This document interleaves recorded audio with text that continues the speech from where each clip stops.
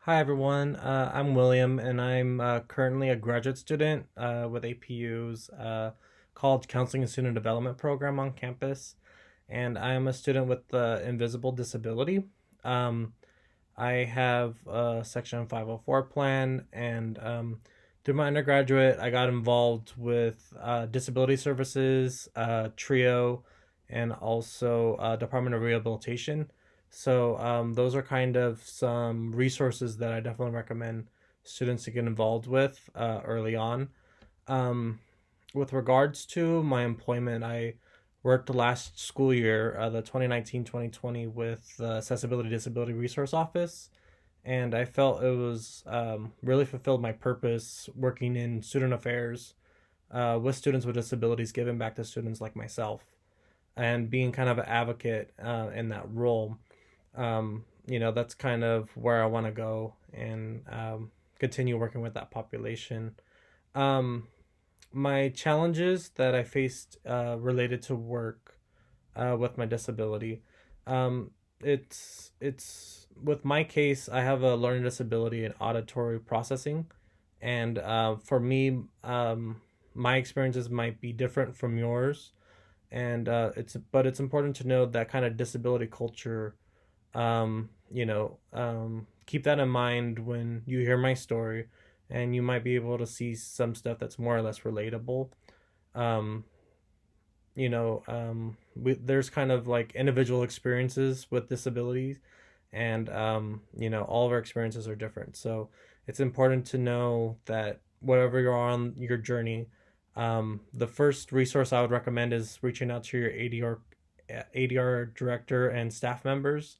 They're definitely knowledgeable in figuring out anything to deal with accommodations, but also to have those conversations about limitations or you know challenges you might have in the workplace or with employment. Once you start transitioning out of your undergraduate and move towards employment, it's important to know kind of what barriers you might have going into employment and when to disclose and different things like that. The second resource I would recommend looking at is the JAN, the Job Accommodation Network. They have a really good section when you look at the A through Z of the disabilities that they have on there with the work related function. And that's kind of a good resource to look at when figuring out what kind of challenges you might be having. And also talk to your Department of Rehab counselor. They're specific with employment and getting you a job. For me, I was part of the Department of Rehab when I was 18 to 24. After that, you can qualify for vocational rehabilitation from Student Services. And in order to qualify, you might need new documentation stating how your disability affects your employment or you in the workplace. And having that updated documentation is not always easy, but it's better to start looking and know that that might be something you need later on. If you're interested in going to grad school or reapplying to the DOR or for employment. So for me, with the position of being a graduate assistant, I felt comfortable disclosing my disability to disability services, knowing that they'll be supportive. I Not every case that they'll be supportive, so you might want to disclose in the interview when you're hired or after you create those relationships, or maybe to even to human resources if you don't feel um, that you can find an ally or tribe while you're there in that specific position. Um, my specific challenges, if I chose to discuss them, would be kind of in attendance and policies, in the environment for noise and stress, kind of time management and issues about comprehension.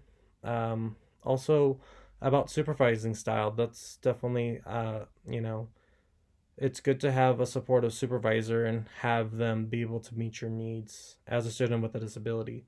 Also, communication, testing, and reading and writing and spelling support. So those are some things that you might consider. Uh, by looking through the Jan website, you can also figure out accommodations you might need in the workplace, and it's important to put that in your new documentation when you do get it or decide to get that new documentation when you go to into employment. And it's important to know that disclosing it, your disability, is kind of your choice and how you navigate that. Um, for me, I kind of have a disability pride perspective where I figure it's a strength navigating all the resources and um, kind of overcoming it for me. So, but don't be afraid to ask if you have any questions. I'm here for you, and also the Accessibility Disability Resource Office is here for you. My last piece of advice would be to answer these questions now for yourself and get started with those resources. Thank you.